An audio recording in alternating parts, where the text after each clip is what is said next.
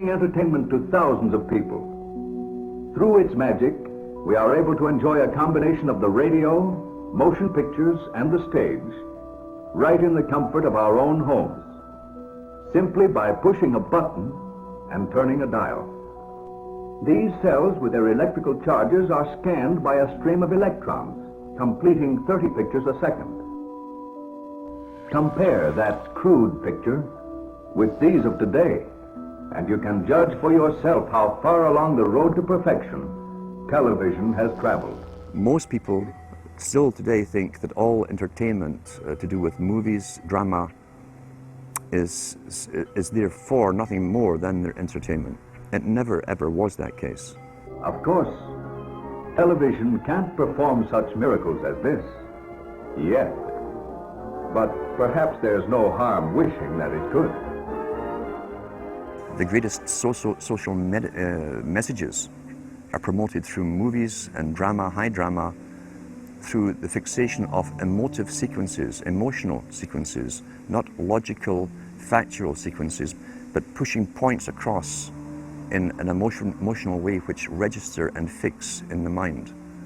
So emotional content is very, very important, rather than going through an actual discussion or an argument using logic and facts. There's no debate. And when you're being downloaded through fiction, your guard is down, the censor part of your brain is not in action. It isn't saying, yes, I agree with this, I disagree with that, as you would in a debate or a lecture. You're actually in an alpha state, being completely downloaded with new ideas. In fact, they judge their own personal sanity by bouncing ideas off their neighbors and friends who will answer back and agree on these same topics in kind. It doesn't matter if the topics or what you're given are facts or utter nonsense, as long as everyone agrees at the same time. You'll say, well, I'm sane, and your friends will all agree because they've had the same information given to them. But they've been programmed, and I'm sad because I know that it's hard for people like that to take an interest, a serious interest in world affairs, to take a serious interest in what their elected officials are doing. And they're not going to be really inclined to study or discover the deception that's being used against them. And so I'm sad because I see all of that in a flash in my mind as being an indication of how easy it is for the masses to be manipulated. They understand our psychology. They've studied it, and they're using it against us. But the minute the public awakens to the fact that there is an agenda to manipulate them, and the second the public realizes that they are being conditioned and controlled, the establishment begins to lose that edge they've got over people. So all I ask viewers to do is to think for themselves and to study public relations, to study advertising, to study propaganda, and to realize how much of it is out there in their daily lives. And then make the decision for yourself. I just want people to think on their own and to not have their decisions and their thoughts and their ideas pre-packaged and basically downloaded into them. If it's on TV and a famous face says something, then it must be true. He doesn't have to show you facts or anything else. You've been brought up with these faces. That's why they keep these guys on television into their 70s and 80s. You've grown up with this father figure who's on television every night at 6 o'clock, in your house, in your room, staring right at you, and he's a father figure. Would he tell you a lie? So you naturally never suspect him. And this same man will lead you through new topics. He'll introduce experts on the topics. They'll have a little summary at the end of every talk, and you are now left with the conclusion that's presented to you. You don't arrive at it, it's given to you, and it's good enough for you. When I was growing up, people were talking on their front porches, neighbors were playing baseball, there were nightly barbecues. You don't see that anymore. We've lost our communities. You drive through neighborhoods, you see the blue glow of television sets. We're losing our humanity. So if you want to rebel against the globalists, the social engineers, start by turning the TV off a few hours a day and actually getting to know your neighbors. Getting outside that comfort zone, expanding your horizons. By coming together as communities, by getting to know our neighbors, we defeat the social engineers. We're programmed today perfectly, just like machines.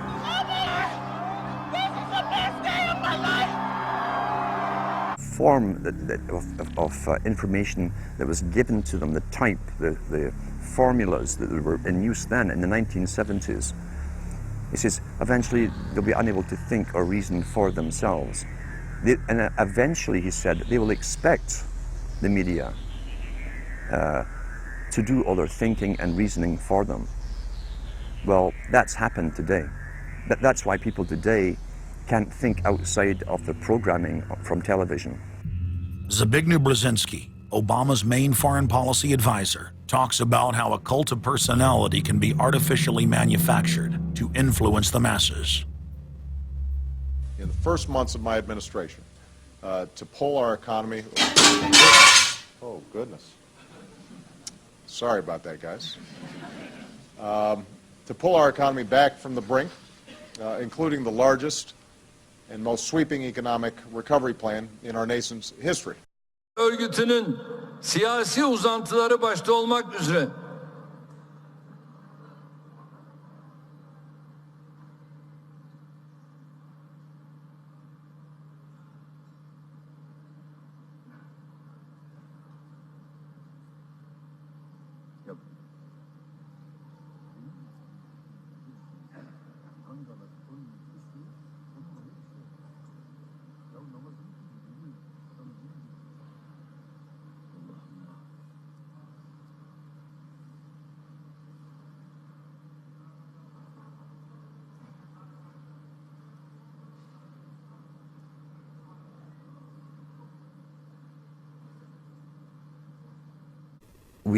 We're gullible, but we're also willingly gullible. We want a human being, a big daddy, to come along and make everything right for us. And as long as we believe that, we'll always basically get shafted. In addition to John, sorry, I just noticed that I jumped the gun here. Go ahead and move it up. I'd already introduced all you guys. It's the presidential reality show. But when it became an Oprah production, it became slick. You don't have a president, you have an actor. They say that politics is show business for ugly people. You got it. What am I going to tell the president when I tell him his teleprompter is broken? What will he do then? It's Obama's role to front for the international banking syndicate and to take all the heat for their unpopular agenda. It's his job to convince the American people that the buck actually stops at the White House. In Brzezinski's book, Between Two Ages, is that eventually we shall put presidents in who will have personality cults. We shall create massive personality cults for these people through the same techniques as Hollywood has used. Obama is that man today. The globalists, who know that Obama is going to promote their plan, want to make him such a superhero that nobody will question what he's doing. They'll be so preoccupied with who he is, or where he is, or what he's saying, or what he's wearing, or something like that. The idea of making him into a celebrity is very valuable because that way people are less inclined to ask, what is he doing? So that's very useful to these people. Similar plans of social control have been continuously carried out by operatives of the Ford Foundation, who Obama has worked for over the last 30 years. Many of the strategies used to control populations were originally developed by Edward Bernays, who coined the phrase public relations. Bernays said that if you manufacture an authoritative figure who repeats the same messages over and over, that this will appeal to the masses' subconscious desires. Yes, we can.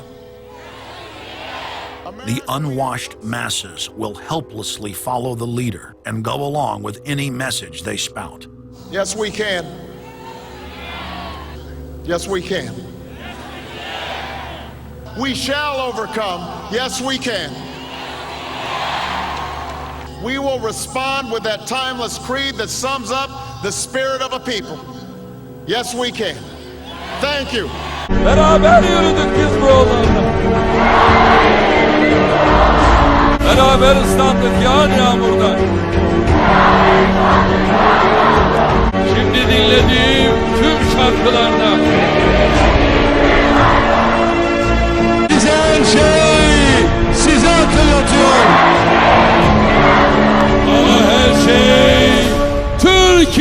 hatırlatıyor.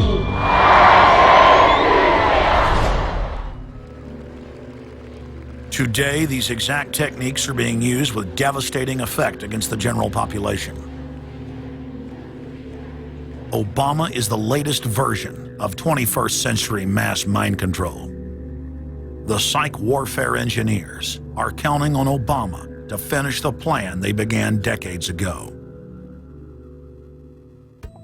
Beyond their plans to devastate the economy for global consolidation, a new international framework of draconian law is being constructed to establish a system of neo-feudalistic serfdom. Is the legislation that we are discussing here today, is that something that you are going to personally benefit from? If you believe that the reason I have been working on this issue for 30 years is because of greed, you don't know me. I've been willing to put my money where my mouth is. Do you think there's something wrong with being active in business in this country? I am simply asking for clarification. I'm proud of the it. Relationship. I'm proud of it. Welcome, Mr. Chairman. We have spent a lot of time in Congress talking about the $700 billion TARP bailout, which I voted against as it happens. Not a whole lot has been talked about with regard to the $2.2 trillion that the Fed has lent out. Now, I find it absolutely extraordinary that I wrote you a letter and I said, hey, who'd you lend the money to? What were the terms of those loans? How can my constituents in Vermont get some of that money? Who makes the decisions? Do you guys sit around in a room? Do you make it? Are there conflicts of interest? So my question to you is, will you tell the American people to whom you lent $2.2 trillion of their dollars? Will you tell us who got that money and what the terms are of those agreements?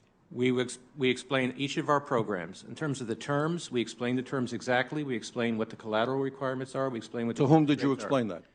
It's on our website. Yeah, okay. So all that information is available in our commercial paper program. And who got the money? Hundreds and hundreds of banks. Any bank or that has access to the U.S. Federal Reserve's discount. You tell us who they are. No, because the reason that is counterproductive and will destroy the value of the program is that banks will not come to the discount. Isn't that too bad? Sorry? In other words, isn't that too bad? They took the money, but they don't want to be public about the fact that they received it. We heard a whole lot about AIG. They're on the front pages. These are very now, I got banks and I have businesses in the state of Vermont who are in a lot of trouble. Not banks. Our banks, by the way, are doing pretty well.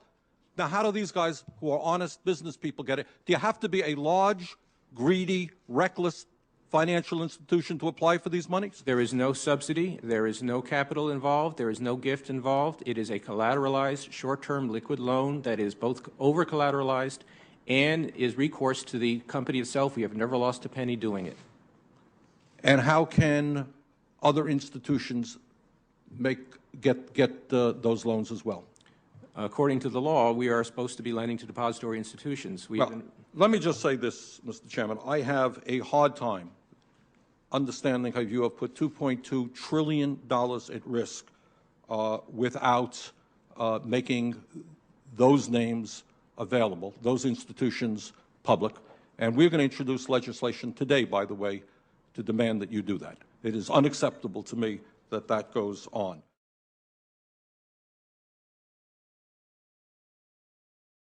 What is the proper relationship, what should be the proper relationship between a chairman of the Fed and a president of the United States?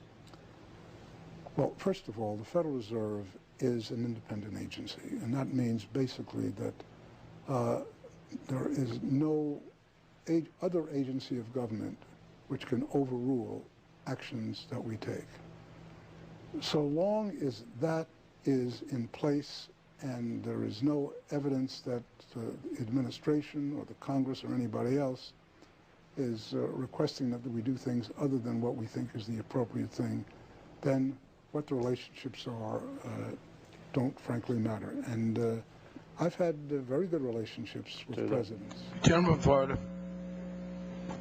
Thank you, Mr. Chairman. Chairman Bernanke, I'm looking at the report that you handed out this morning, and I was wondering if you could take your copy and turn to page 26.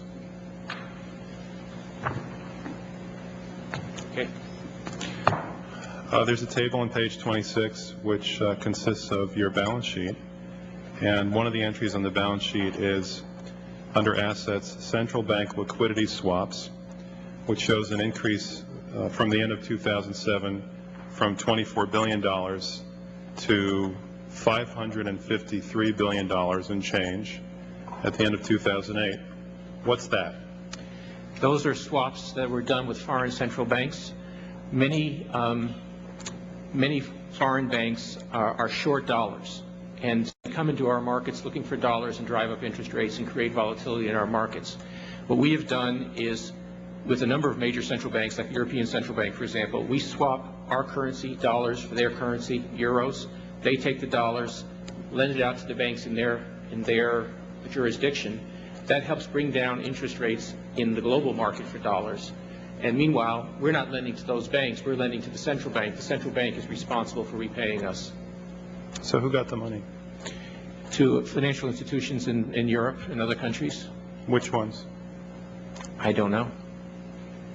$500 billion, and you don't know who got the money? The loan went to the loans go to the central banks, and they then put them out to their institutions to try to bring down short-term interest rates in dollar markets around the world. Well, let's start with which central banks got the money. There are 14 of them, which are listed in our. I'm sure they're listed in here somewhere.